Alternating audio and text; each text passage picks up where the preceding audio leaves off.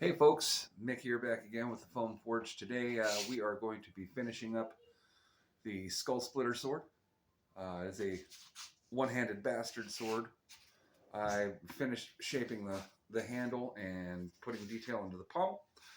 So now what we're going to do is we're going to get into plastidipping, painting, and then overall finishing out so we can actually LARP with this sword. All right, so what I'm going to do is I'm going to take my black plastic dip here. I like to use black because it helps bounce colors off of it once it's set and dry and everything. What we're going to do is we're going to go up and down the whole length of the blade, leaving the handle untouched by the plastic dip. That way we can wrap it in leather later. And also we have a point to hang it from. What I like to do is I like to start at the pommel and then get really good spray coverage. Don't worry if it goes over onto your handling spot. That's not going to affect the performance of your weapon at all. If anything, it might add some rigidity to it. But you want to get a good first coat on here. You don't have to go super thick.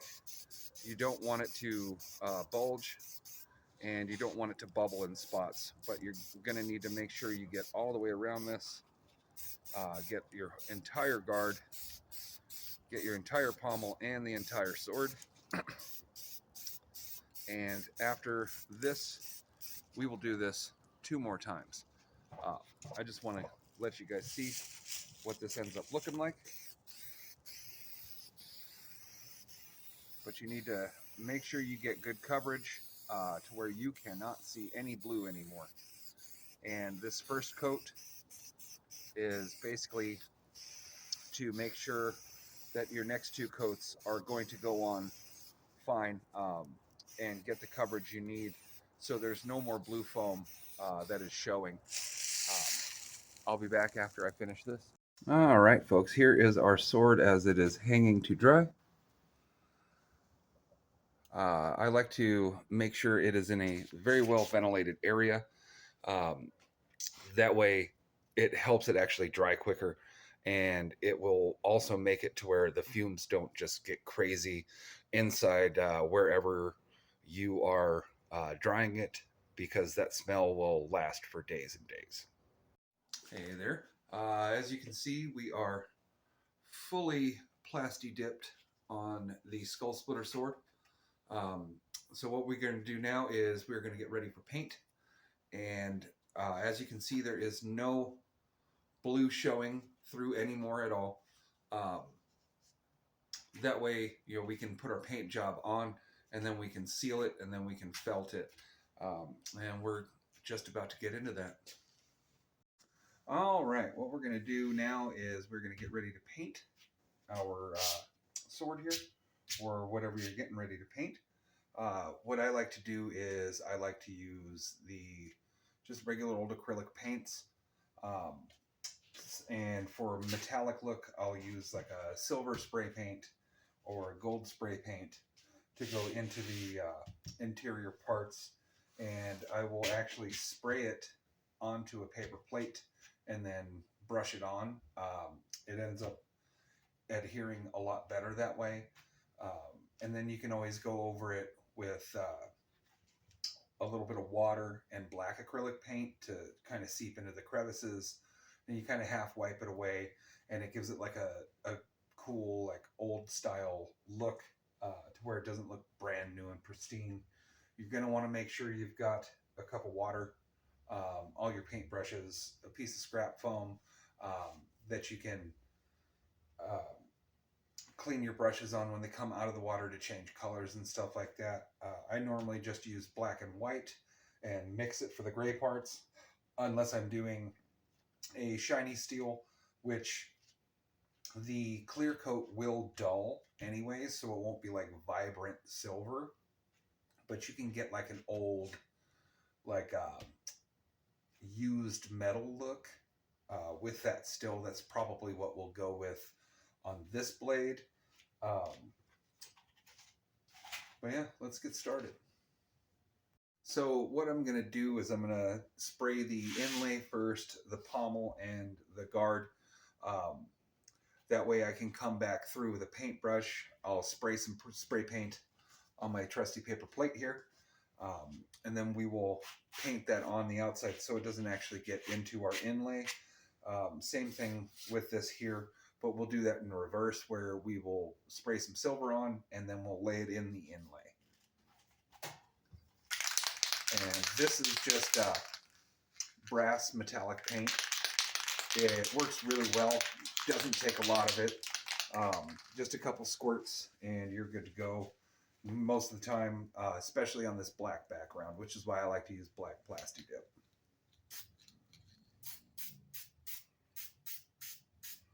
But you can see how bright that actually shows up. And like I said, it doesn't take a lot. And we're going to come back through all of this and we're going to paint the silver around it with a brush. This stuff dries pretty quickly. That way you don't have to wait super long to finish your project. But you definitely want to be careful and you want to make sure you're spraying in multiple ways to get into all of the crevices.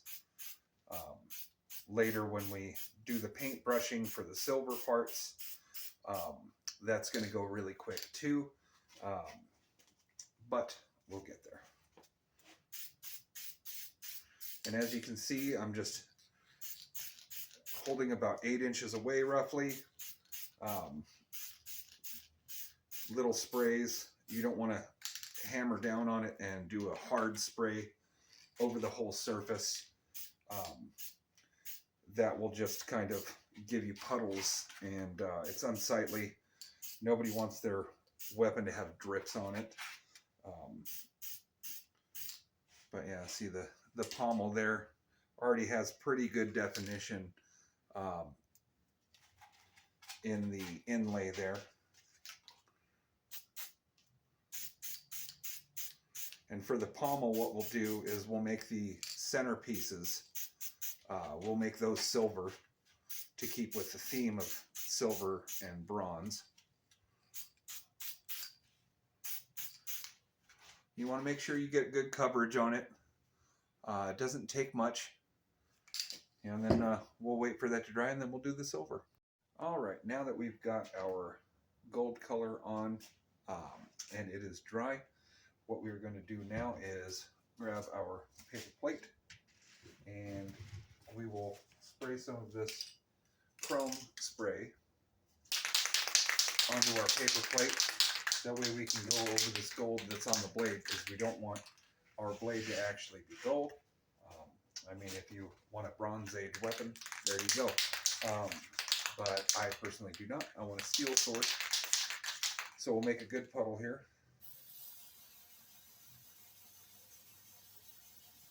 Make sure you do that on a paper plate because it does splatter. And you don't want it to get everywhere on you. You don't really need to do the actual like sides of the blade itself, just because it's going to get a felt covering, so it meets the cloth strike surface criteria.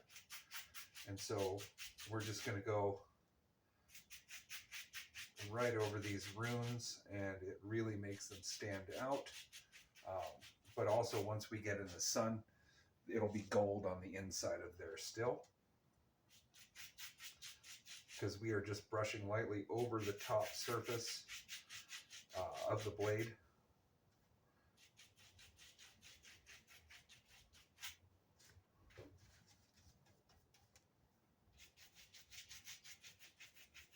And then once we get both sides done like this, we'll cover it down past our inlay, and then we'll spray the bottom. We need some more paint here.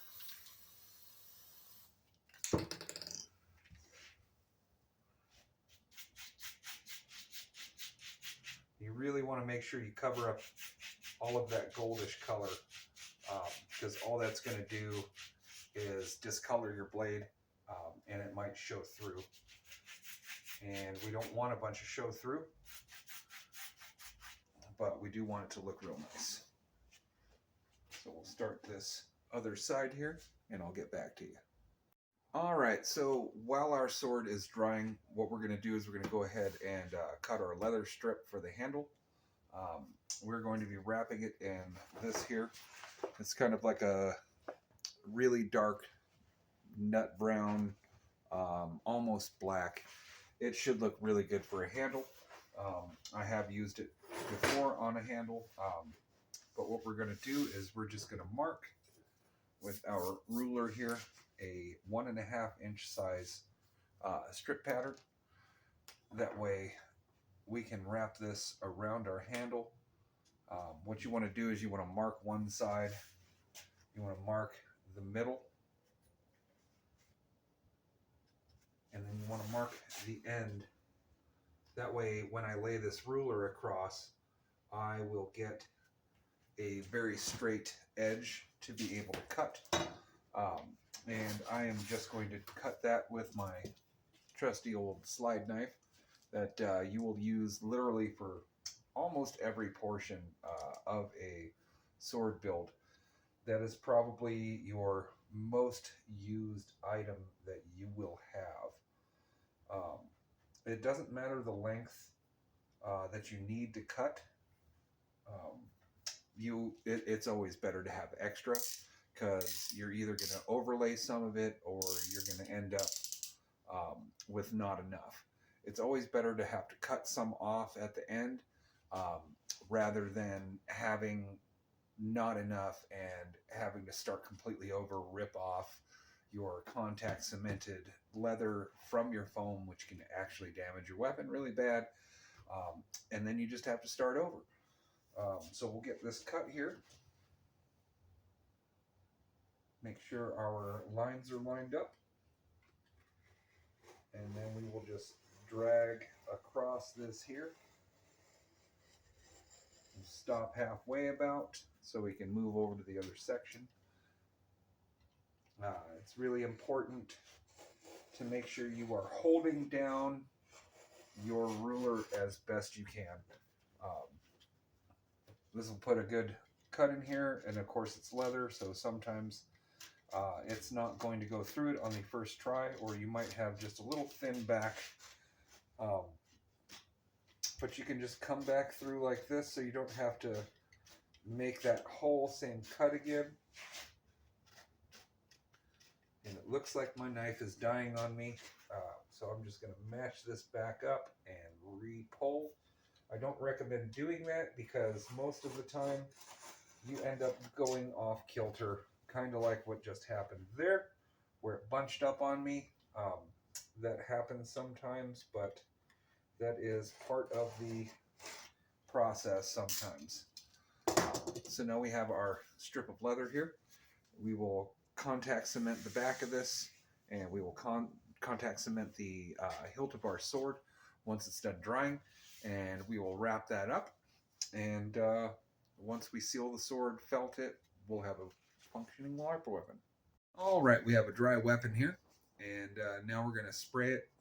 And like I had mentioned before, the clear coat does dull your paint. The one that I like to use is the clear Flex Seal. It is really robust. It stands up to a beating really, really well, which is why I like to use that as my clear coat. I have done other ones in the past. You can't really find clear plastidip. The other ones you have to just build up so much of a layer. It ends up being not cost effective. But with this stuff, a few sprays, you make sure you get it on good and thick, and the paint won't even come off. But it will discolor this, as you'll find out here in a minute. Again, make sure you're doing this in a very well ventilated area. I have my garage door open and I'm standing in my back door because, hey, it's winter and it's cold outside.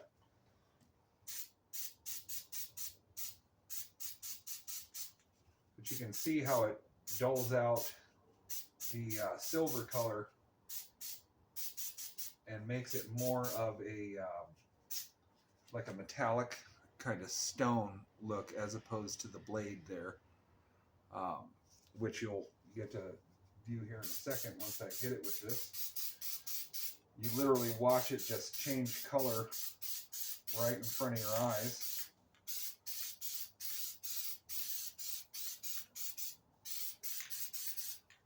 You want to make sure that you get it all the way around, of course. Same thing that we did with the paint.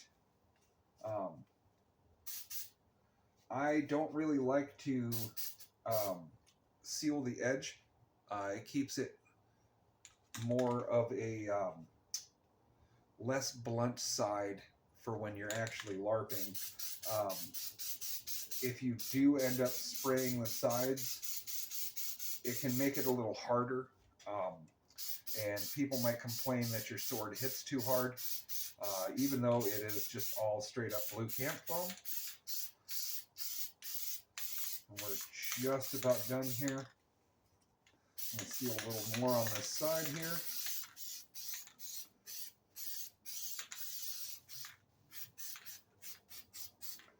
Make sure we do a little once over in case we've missed any spots.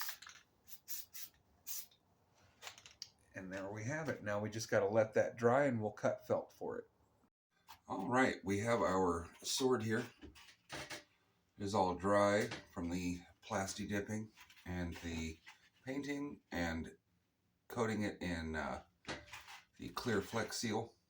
As you can see what I was talking about, the blade and pommel and everything dulls a little bit whenever you hit it with the clear, but that's okay. We don't want a pristine looking sword. But what we're going to do now is we're going to get this measured so we can cut our felt, and then we can attach it to the sides. And then the last thing we have to do is a wrapped handle. So what you're going to do is you're going to take a measuring tape, not a tape measure. Tape measure is the metal one. This is a measuring tape. You're going to mark the edge of your bevel here, and you're going to wrap around to the other bevel. And then this one is 2.5. It's the same all the way across. And then you're going to go from the start of your guard right here all the way around the back side, and this one just happens to be 60 inches. So what we're going to do is we're going to mark out on our felt here a 2.5 inch stripe that is 60 inches long, and then I like to use a slide cutter or a rolling cutter, whatever you want to call these. It's a circular razor blade, and you just roll along the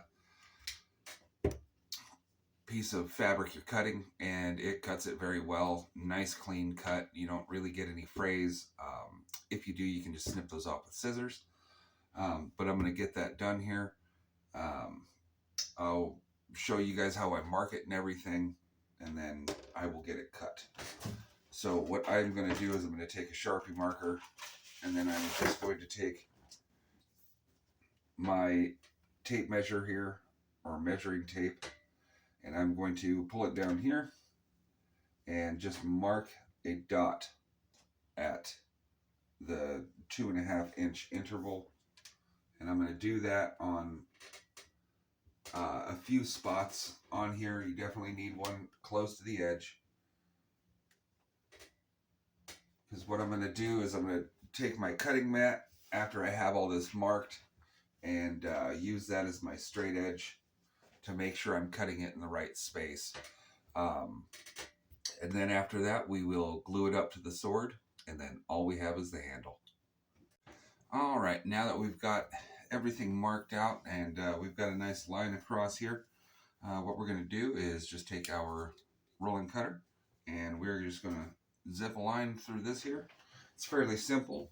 You want to make sure you use a good amount of pressure and just roll across your line.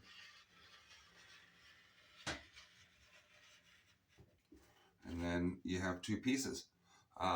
We're going to do this all the way down, and then we'll measure out 60 inches.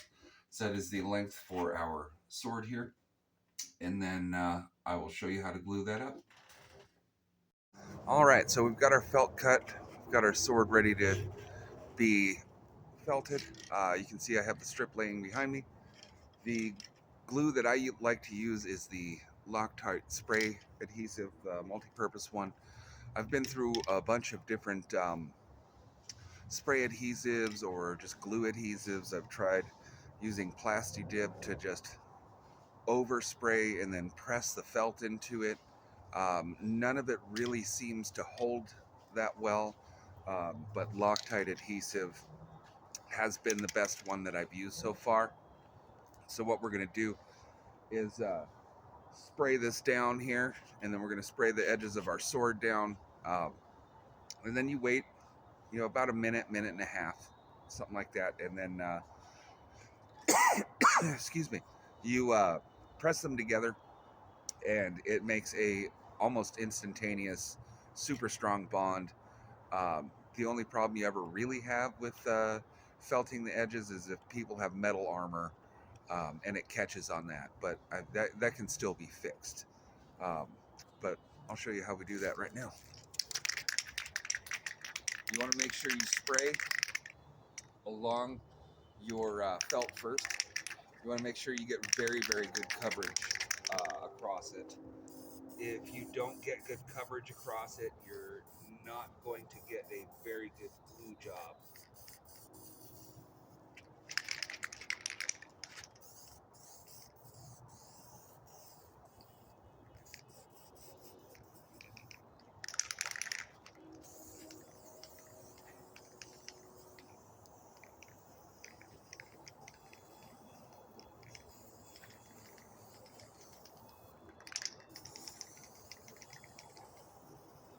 And just when you think you have enough on there, put a little more. It doesn't hurt to have extra glue on there. And so now for our edge, we're going to go ahead and spray this down. Make sure, just like with the other painting, you do it in short bursts. You don't want to do it in super long, hold downs of the trigger. All that's going to do is waste your glue. It's going to waste your time, and it'll just kind of run on you. And that is not what we're going for. Make sure and spray all of your surfaces. That way we can come back and just one shot put this whole thing on, and then we don't have to worry about felting anymore. And at that point we technically have a LARP ready sword, but we're going to fancy up the handle a little bit as well. Just going to make sure I've covered all my bases here. Go around each edge again.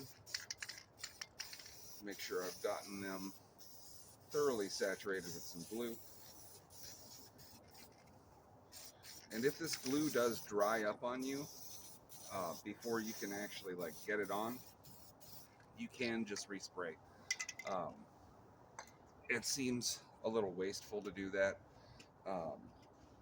but hey, you're making a foam sword. You're gonna waste a lot of stuff.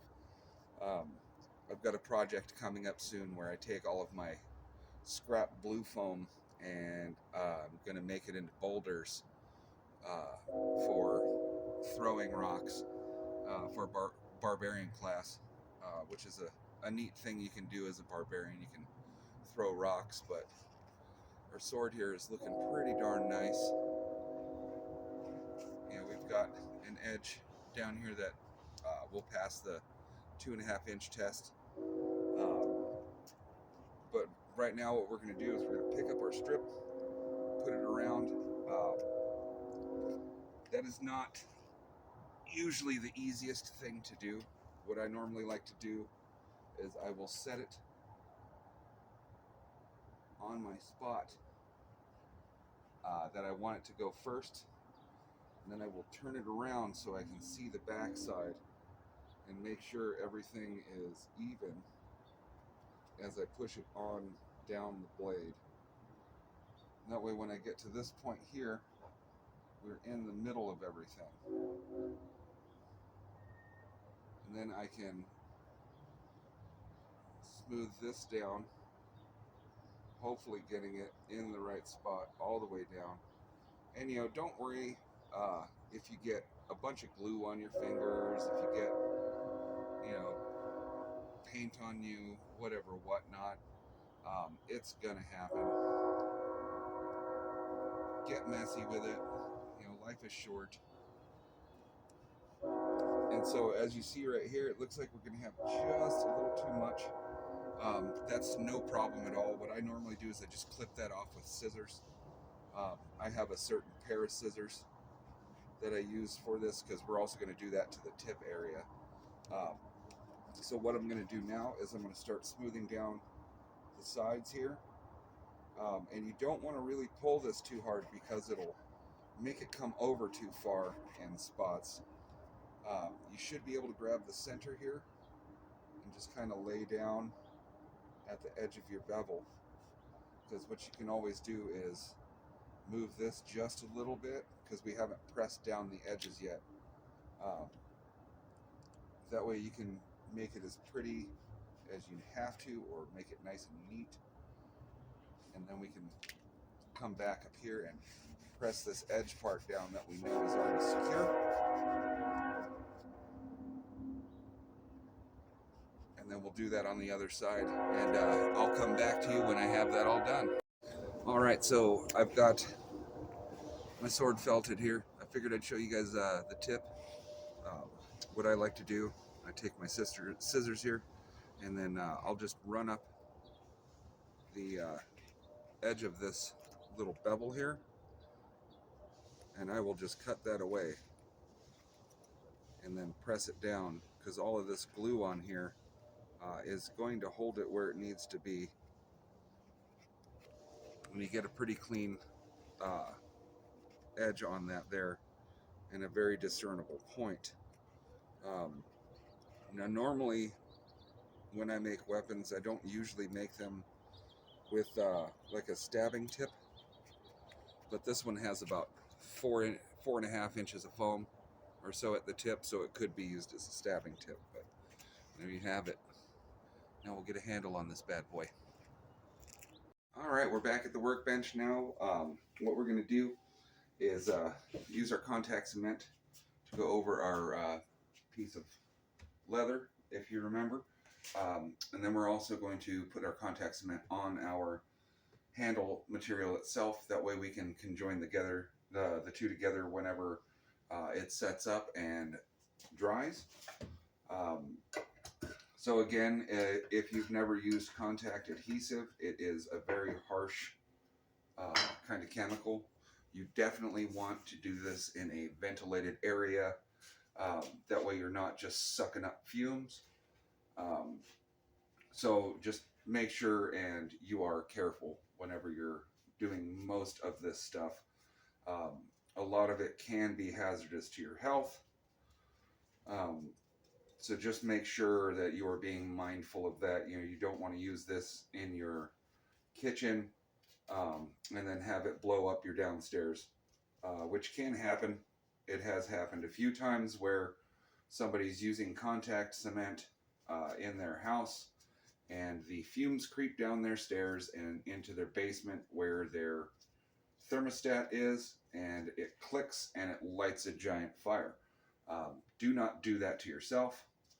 Don't do that to your grandparents' house. Don't do that to your mom's house. Avoid that altogether. And what we're going to do is the same thing that we did when we constructed the handle, and we are just going to put a good amount of contact cement here along the handle area to be covered. We want to make sure that we cover it completely, and we want to make sure we go both ways while we're striping this on to ensure that we're getting good coverage. You don't have to do both ways.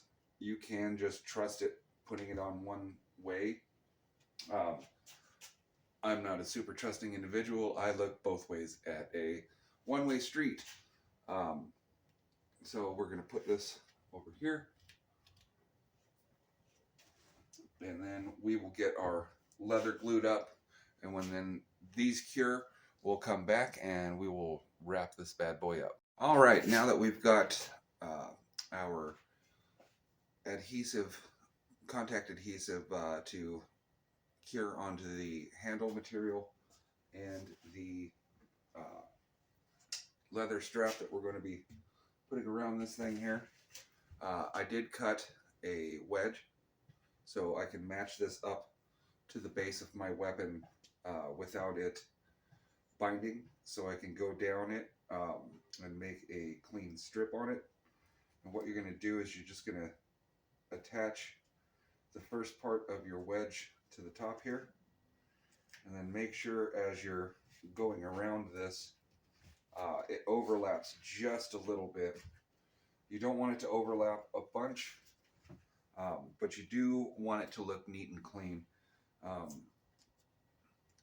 About a third of it to overlap is pretty good. You also don't want this to bunch or bind on you.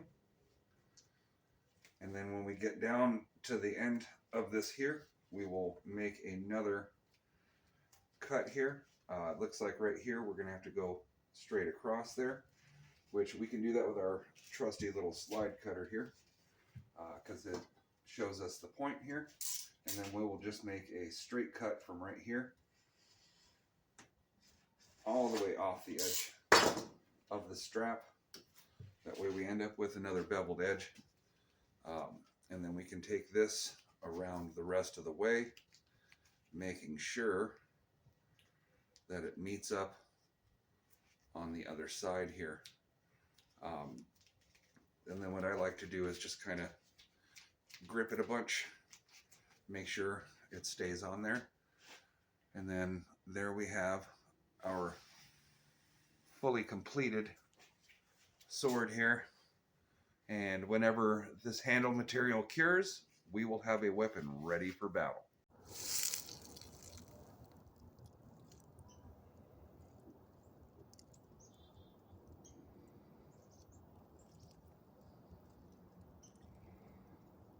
Thanks to everyone who watched this video.